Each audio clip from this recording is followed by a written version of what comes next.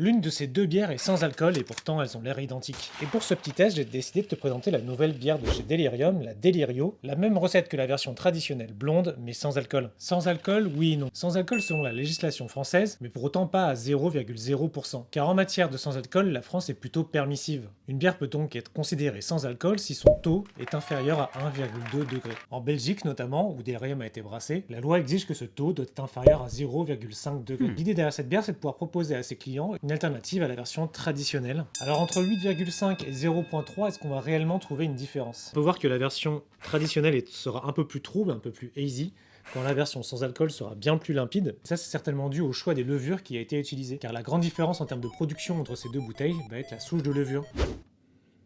Des esters un peu banane, un peu clou de girofle, un peu coriandre. La version sans alcool, quant à elle, sera un peu différente avec des notes plus houblonnées, un peu plus fruitées.